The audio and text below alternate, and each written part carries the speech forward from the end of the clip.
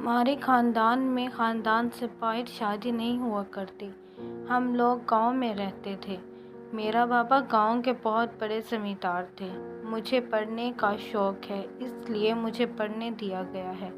خاندان کی باقی لڑکیاں 8 جماعتیں پڑھ کر گھر بیٹھ جایا کرتی تھیں، مگر میرا شوق دیکھ کر مجھے پڑھنے کی اجازت مل گئی۔ اس سلسلے میں اپنے پھپھو کے گھر شہر آ گئی۔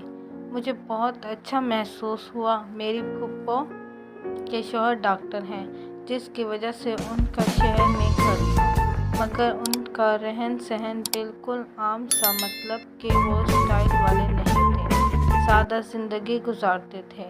پھپھو کے صرف 2 بیٹے تھے، اجمل اور اکمل۔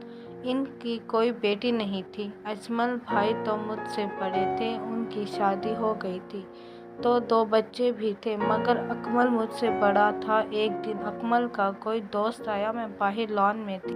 جیسے ہی وہ اندر داخل ہوا، اس کی نظر مجھ پر پڑ گئی۔ میں نے دیکھا تو گھبرا گئی، ایک دم اندر جانے لگی تو اس نے میرا راستہ روک لیا، میرے سامنے کھڑا ہو گیا اور بولا، کیا بات ہے، اتنی پریشان کیوں ہو رہی ہو؟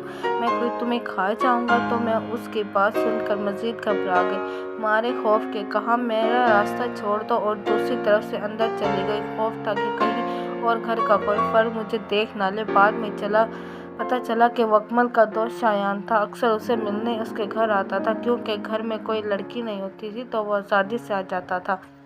پھر اس کے بعد 2-3 دن بعد آیا تھا۔ کمرے کی کھڑکی سے چھپ کر دیکھا، بڑا ہی خوبصورت لڑکا تھا، کافی امیر گھرانے کا لگ رہا تھا۔ اس نے اکمل سے کہا، تمہاری کزن مجھے دیکھ کر پریشان ہو گیا۔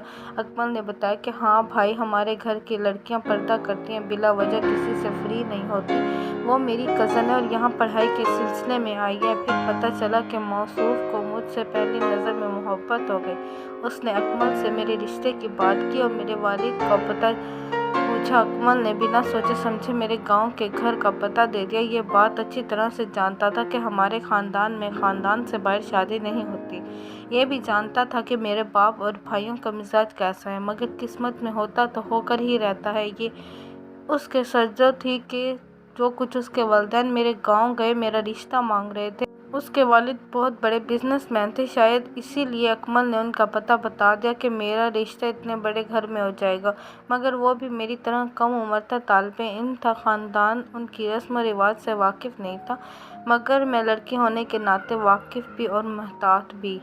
پھر وہی ہوا جس کا ڈر تھا۔ میرے والد اور میرے بھائیوں نے نہیں ان کی بے حد بے عزتی کی، ان کو ذلیل کر کے گھر سے نکالا، مجھے فون کیا، مجھ پر بہت غصہ ہوئے کہ شہر میں پڑھائی کے بجائے لڑکوں سے چکر چلا رہی ہو۔ حکم صادر کر دیا کہ جلدی سے پھپھو کا گھر چھوڑ کر گاؤں واپس آ جاؤ، اور میری شادی طے کر دی۔ میرے بھائی مجھے لینے کے لیے گاؤں سے شہر روانہ ہوا۔ میں بہت گھبرائی ہوئی تھی اور خوفزدہ بھی تھی۔ میں صبح آخری مرتبہ اپنے کالج میں اپنی سہیلیوں کو الوداع کہنے گئی، انہیں بتایا کہ میں اب کالج نہیں آؤں گی، شادی ہو گئی ہے۔ یہ سن کر میری سہیلیاں اداس ہو گئی۔ کالج سے واپس پر میں پیدل اپنی سہیلی کے ساتھ آ رہی تھی۔ ایک گاڑی ہمارے قریب آ کر رکی، معاملہ سمجھتے ہوئے وہاں سے بھاگ گئی، مگر مجھے کچھ بھی سمجھ نہیں آیا۔ میرے ساتھ ہی 2 سہیلیاں تھیں، وہ دونوں تیزی سے اپنے گھروں کی طرف بھاگ گئیں۔ ان کے گھر نزدیک ہیں، میرا گھر تھوڑا دور تھا۔ اس گاڑی میں 2 صحت مند افراد نکلے۔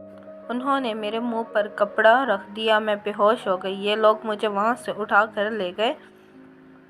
جب مجھے ہوش آیا، میں ایک عالیشان کمرے میں تھی، کچھ سمجھ میں نہیں آیا کہ کہاں ہوں۔ کچھ دیر بعد وہی لڑکا اندر داخل ہوا جو اکمل کا دوست تھا، یعنی کہ شایان۔ اسے دیکھ کر میرے پیروں تلے سے زمین نکل گئی۔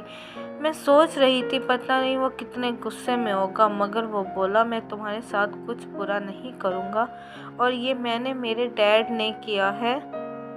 مجھے اس کے لہجے پہ بہت غصہ آیا۔ میں چلانے لگی، میں اسے برا بھلا کہنے لگی کہ اب میرے گھر میں جواب دوں گی، میرا بھائی میرے بارے میں نہ جانے کیا سوچ رہا ہوگا۔ میں اسے کہنے لگی، مجھے گھر چھوڑاؤ۔ میں اس پر چلا رہی تھی کہ میری چیخیں سن کر اس کے والد بھی اندر آ گیا۔ بولا، بیٹا، تمہارے چیخنے چلانے کا کوئی فائدہ نہیں، تھوڑی دیر میں تمہارا شایان سے نکاح ہوگا، اس لیے حامی بھر لو۔ تمہارے پاس واپسی کا کوئی راستہ نہیں، کوئی تمہیں قبول نہیں کرے گا۔ تمہیں یہاں آئے ہوئے 2 راتیں ہو چکی ہیں۔ شایان کے والد نے کہا تو مجھ پر ایک انکشاف ہوا جیسے سر پر آسمان آ گیا ہو۔ میں نے چیخنا شروع کر دیا، میں یہ نہیں کروں گی، مگر ان لوگوں نے میری ایک نہ سنی اور کہنے لگے تمہارے باپ نے ہم پر ظلم کیا ہے، ہم عزت دار لوگ عزت سے تمہارا رشتہ مانگنے گئے تھے کہ یہ میرے بیٹے کی خواہش تھی، مگر تمہارے والد اور تمہارے بھائیوں نے ہماری اتنی زیادہ تذلیل کی تھی کہ ان کی یہ بات سن کر میں مانگی اور نکاح کر لیا۔ آج میں بھی بہت خوش کی زندگی گزار رہی ہوں، الحمدللہ۔